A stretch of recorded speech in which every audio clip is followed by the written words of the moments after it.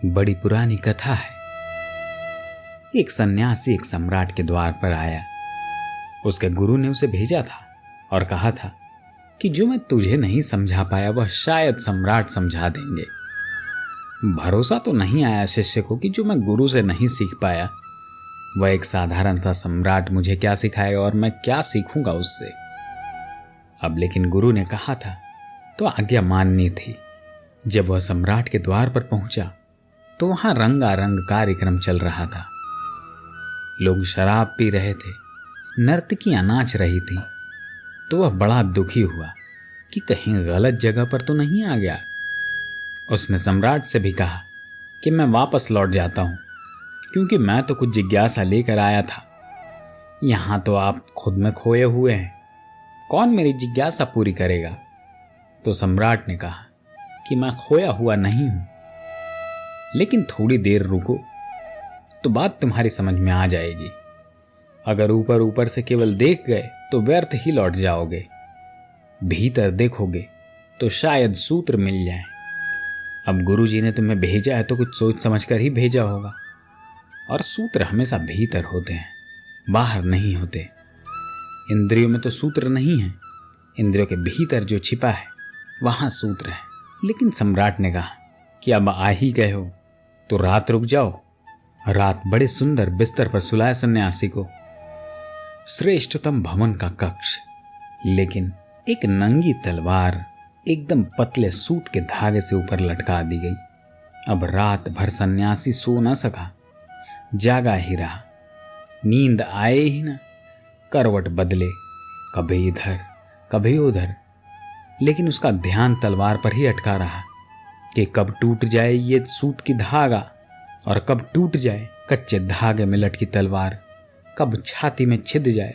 यह सम्राट ने भी खूब मजाक किया है मेरे साथ। इतना अच्छा इंतजाम किया सोने का और ऊपर तलवार लटकवा दी। सुबह सम्राट ने पूछा कि ठीक से सोए? सन्यासी ने कहा इंतजाम तो सब सोने का ठीक था, इससे अच्छा इंतजाम और कहीं नहीं हो सकता। लेकिन यह क्या मजाक था जो ऊपर तलवार लटका दी। मैं सो न सका, ध्यान तो वहीं लगा रहा। सम्राट ने कहा कि ऐसे ही मौत की तलवार मेरे ऊपर लटक रही है, मेरा ध्यान वहां लगा है। नर्तकियां नाचती हैं, मैं नृत्य में नहीं हूं। शराब ढाली जा रही है, मैं शराब में नहीं हूं। स्वादिष्ट भोजन कर रहा हूं, पर मैं स्वाद में नहीं हूं, क्योंकि मेरे ऊपर जो मौत की तलवार लटकी है मेरा ध्यान वहां है। 5 इंद्रियां आपके जीवन का द्वार हैं, उनमें से आप जीवन में प्रवेश करते हैं। उनके बिना आपका जीवन से संबंध न हो सकेगा, लेकिन जितने आप उनके भीतर प्रवेश करते हैं उतने ही अपने से दूर निकल जाते हैं। और हर इंद्रिय के भीतर छिपा हुआ ध्यान है, क्योंकि इंद्रिय जब बाहर जाती है तो आपका ध्यान बाहर जाता है। वह ध्यान के बाहर जाने का मार्ग है। इसीलिए अक्सर ऐसा होता है, इसीलिए अक्सर ऐसा हो जाएगा कि अगर आपका ध्यान एक इंद्रिय से उतर गया है तो दूसरी इंद्रियों का आपको पता न चल सकेगा, क्योंकि पता इंद्रियों से नहीं चलता, ध्यान से चलता है। बोध मात्र ध्यान का है। अगर आप समझे आपके पैर में कांटा गड़ा है और बहुत पीड़ा हो रही है, तो आप स्वादिष्ट भोजन कर रहे हो लेकिन स्वाद का पता ना चलेगा, क्योंकि पीड़ा इतनी है कि ध्यान वहीं बह रहा है। आप रास्ते से जा रहे हैं, चारों तरफ सुंदर स्त्री पुरुष गुजर रहे हैं, लेकिन आज आपको कोई सौंदर्य दिखाई नहीं पड़ेगा, क्योंकि अभी अभी खबर मिली है कि घर में आग लग गई है। आप भागे चले जा रहे हैं। कोई नमस्कार करता है पर सुनाई नहीं पड़ता उस वक्त। किसी को धक्का लग जाता है, माफी मांगने की याद भी नहीं आती।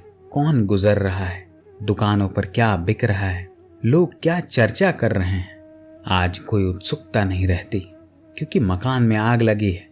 आपका ध्यान उस तरफ है। कान सुनेंगे फिर भी सुनेंगे नहीं, हाथ किसी को छू लेगा फिर भी छुएगा नहीं। और ऐसे समय में कोई स्वादिष्ट भोजन अगर आपको दे दे तब भी उस भोजन का स्वाद आपको नहीं पता चल पाएगा। जीवन जीने की असली प्रक्रिया यही है। इसीलिए अगर आप मेडिटेशन की बात करते हैं या ध्यान लगाने की बात करते हैं, जो उसका प्रमुख बिंदु है वो है ध्यान को केंद्रित करना। जब आप ध्यान में केंद्रित होते हैं तब आपकी इंद्रियों से आपका संपर्क टूट जाता है। इंद्रियों का होश नहीं रहता।